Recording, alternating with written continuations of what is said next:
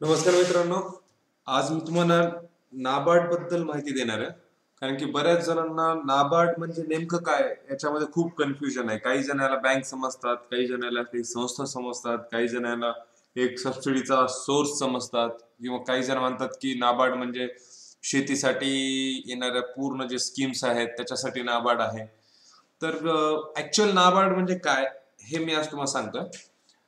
कारण की नाबार्डच्या स्कीम शेळी पालनासाठी आहेत. शेळी पालनासाठी आपण नाबार्डच्या बऱ्याच स्कीम आहेत, त्याच्यामध्ये बऱ्याच सबसिडी आहेत, असं तसं बऱ्याच काहीतरी कन्फ्युजन आहेत लोकांच्या मनामध्ये.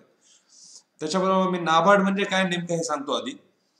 तर नाबार्ड म्हणजे काय, राष्ट्रीय शेती व ग्रामीण विकास बँक. नाबार्ड म्हणजे राष्ट्रीय शेती व ग्रामीण विकास बँक. आता या नाबार्डच्या शब्दामध्ये म्हणजे त्याचा जो लॉंग फॉर्म आहे त्याच्यामध्ये विकास बँक हा शब्द आलाय, बँक. तर आपल्या लोकांना काय सवय आहे की इंग्लिशमध्ये खूप इंग्लिशचा जशाच तसा अर्थ आपण घेतो. म्हणजे जर आपण कन्व्हर्जन केलं त्याचं मराठीमध्ये तर त्याचं पूर्ण जसाच तसा अर्थ आपण लावून घेतो. तर काही जण बरेच जण असं समजतात की नाबार्ड हीच बँक आहे आणि नाबार्डच कर्ज देते. तर हे सगळ्यात चुकीचे म्हणजे हे खूप मोठे गैरसमज आहेत. मी हे गैरसमज आता तुम्हाला कशा प्रकारचे आहेत हे सांगतो. तर ऍक्च्युली नाबार्ड जे आहे हे 12 जुलै 1982 ला भारतामध्ये त्याची स्थापना झाली. हे या नाबार्डची स्थापना ही बँक म्हणून जरी झाली असली तरी नाबार्ड ही एक बँक नाहीये. त्याच्यामुळं नाबार्ड म्हणजे काय हे पूर्णपणे नीट व्यवस्थित समजून घ्या. आधी काय होतं की जी म्हणजे शेतीची आणि ग्रामीण म्हणजे शेतीची जी का शेतीसाठी ज्या स्कीम होत्या आणि ग्रामीण म्हणजे गावांसाठी खेड्यांसाठी ज्या स्कीम गव्हर्नमेंट काढत होतं ही रिझर्व्ह बँक आधी स्वतः चालवायची.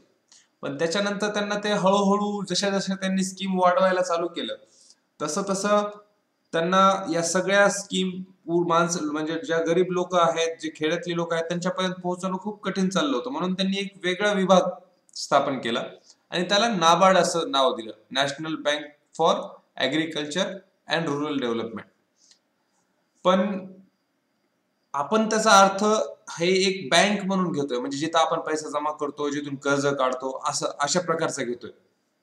ऍक्च्युली नाबार्डची स्थापना ही रिझर्व्ह बँकेने 1982 ला कशासाठी केली होती की त्यांचा लोड कमी व्हावा. म्हणजे त्यांनी जी स्कीम काढली आहे लोकांसाठी, गरीब लोकांसाठी, शेतकऱ्यांसाठी आणि खेड्यातील म्हणजे खेड्यामध्ये राहणाऱ्या लोकांसाठी, ती त्यांच्यापर्यंत लवकरात लवकर पोहोचावी रिझर्व्ह बँकेने काढलेली स्कीम. मग त्याच्यासाठी कुणीतरी एक मेडिएटर संस्था पाहिजे. या हिशोबाने ह्या नाबार्डची स्थापना करण्यात आली. आता ह्याचा नाबार्डचं जे काम काय आहेत, म्हणजे सर्वांगीण विकास करून आणायचा ग्रामीण क्षेत्राचा.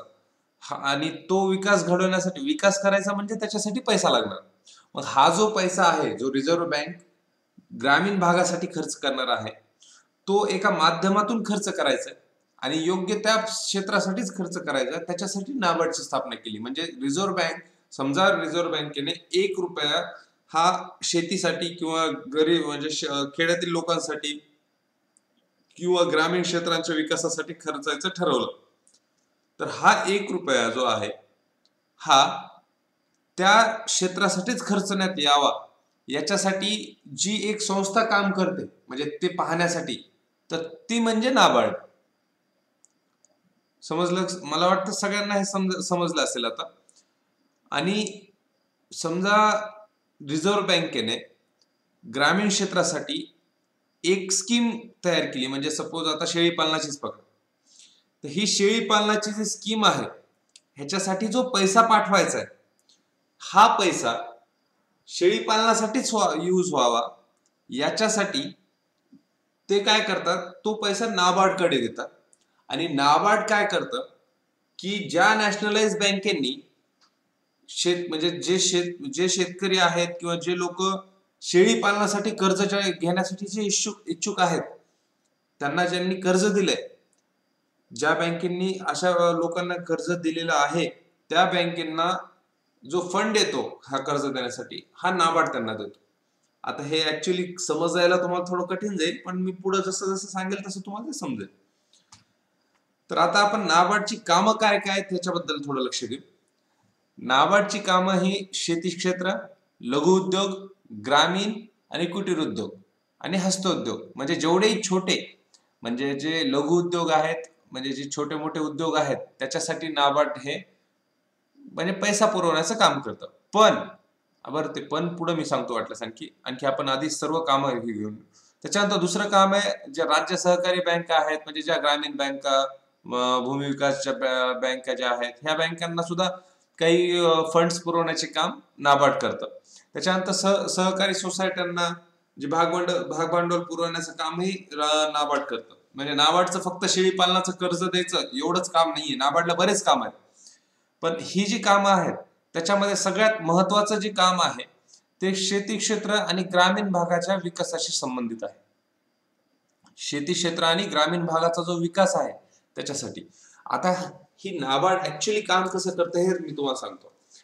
नाबार्डला जो फंड आहे हा रिझर्व्ह बँकेकडून नाबार्डला पैसे येतात. नाबार्ड काय करतं, हा पैसा गरीब लोकांमध्ये, म्हणजे ज्या लोकांना खरंच म्हणजे शेतीची काही कामं करायची किंवा काही ग्रामीण भागाचा काही विकास करायचे, अशा लोकांना नाबार्ड हा पैसा पुरवतो. पण हा पैसा जो आहे हा नाबार्ड डायरेक्ट त्या लोकांना देत नाही. नाबार्ड काय करतं की प्रत्येक नॅशनलाइज बँकेला काही टार्गेट्स देतं. आता हे टार्गेट्स म्हणजे काय, की सपोज माझं एक गाव आहे, आता माझं सपोज मी पुण्यामध्ये राहतो, तर पुण्यामध्ये जर एक 30-40 लोकांना आता शेळी पालनाचंच उदाहरण घेऊ आपण, 30-40 लोकांना शेळी पालन करायचं, तर हे 30-40 लोक काय करणार, नाबार्ड मध्ये गेल्यानंतर नाबार्ड म्हणतात नाबार्डवाले लोक सरळ तुम्हाला म्हणतील आम्ही कर्ज देत नाहीत, कारण की नाबार्डचं कामच कर्ज द्यायचं नाहीये. नाबार्डचं काम आहे त्यांना जो पैसा रिझर्व्ह बँकेकडून आलाय तो नॅशनलाइज बँकेना प्रोव्हाइड करायचा, आणि नॅशनलाइज बँकेला असं सांगायचं की तुम्ही सर्व लोक, म्हणजे तुमच्याकडची जे लोक येतात ते चेक करा, आणि त्याच्यामधले जे लोक खरंच, म्हणजे सपोज मी जसं म्हणलं आता शेळी पालनाचा धंदा, हा शेळी पालन ज्यांना करायचंय, म्हणजे फक्त शेळी पालनच नाही, बरेच उद्योग येतात, पण मी एक उदाहरण म्हणून घेतोय, त्यांना तुम्ही हे पैसे वाटप करा. म्हणजे जर समजा उदाहरणार्थ मी पुण्यामध्ये 40 लोकांना शेळी पालनासाठी कर्ज पाहिजे, आणि ही 40 लोक नॅशनलाइज बँकेमध्ये गेले, कोणत्याही नॅशनलाइज बँकेमध्ये गेले, तर नॅशनलाइज बँकेना असं नियम आहे की तुम्ही त्या 40 लोकांचा, म्हणजे जे लोक तुमच्याकडं कर्ज मागण्यासाठी येत आहेत त्यांचा आधी पुरेपूर अभ्यास करा. म्हणजे त्या खरंच तो व्यवसाय करू शकतात का, मग व्यवसाय जर करू शकत असतील तर खरंच त्याच्याकडून तुम्ही जो आपण जे त्यांना कर्ज देणार त्याची परतफेड करण्याचे त्यांचं खरंच त्यांची म्हणजे हे आहे, त्यांची कॅपॅसिटी आहे का, हे सगळं नॅशनलाइज बँकेना ठरवायला सांगितले. म्हणजे जर एखादी नॅशनलाइज बँक तुम्हाला कर्ज देऊ शकते तर तीच नॅशनलाइज बँक तुम्हाला त्याच्या संदर्भाची जी सबसिडी आहे ती देऊ शकते. नाबार्डला काय केलेलं आहे, नाबार्डला फंड्स येतात, हे फंड्स सबसिडीच्या रूपामध्ये वगैरे असं बरंच काही काही येतात, पण त्याचं कसं वर्गीकरण आहे की पहिल्यांदा जो पैसा आहे हा नाबार्डला आला, तुम्ही नॅशनलाइज बँकेकडे अप्रोच केला, नॅशनलाइज बँकेनी तुमचा व्यवहार बघून, मी जसं सांगितलं 1 वर्षाचा जर तुमचा ट्रान्झॅक्शन असेल तर त्या 1 वर्षाच्या ट्रान्झॅक्शनचा पूर्ण व्यवहार नॅशनलाइज बँक बघेल आणि त्याच्यानंतर तुम्हाला ती कर्ज सँक्शन करेल. त्याच्यानंतर नॅशनलाइज बँक तुम्हाला एक लेटर देईल की आम्ही यांना असं असं कर्ज दिलंय. मग तुम्ही ते लेटर घेऊन नाबार्ड मध्ये जर अप्लाय केला की मला शेळी पालनासाठी हे असं असं माझं हे आहे आणि नॅशनलाइज बँकेने मला शेळी पालनासाठी कर्ज दिलंय, आता मला याच्यावरची सबसिडी जी आहे ती सांगा, तर त्यावेळेस पुन्हा नाबार्ड जे आहे जो सबसिडीचा पैसा आहे हा डायरेक्टली त्या बँकेत पाठवते ज्या बँकेतून तुम्हाला कर्ज भेटलंय, आणि अशा प्रकारे तुम्हाला सबसिडी मिळते. त्याच्यामुळे नाबार्ड कधीच तुम्हाला कर्ज देणार नाही, तुम्हाला कर्ज जे भेटणार आहे ते भेटणार आहे नॅशनलाइज बँकेकडून, आणि त्याच्यासाठी तुमचा व्यवहार हा सगळ्यात त्या बँकेसोबत कसा आहे ते सगळ्यात महत्वाचं आहे. हा जर व्हिडिओ तुम्हाला आवडला असेल तर लाईक करा, शेअर करा, आणि माझ्या चॅनलला सबस्क्राईब करा नवीन येणाऱ्या व्हिडिओसाठी. डिस्क्रिप्शन मध्ये व्हॉट्सअप ग्रुपची लिंक आहे, जे लोक ऍड नाहीत त्यांनी व्हॉट्सअप ग्रुपच्या लिंकचा यूज करून व्हॉट्सअप ग्रुप जॉईन करा. धन्यवाद.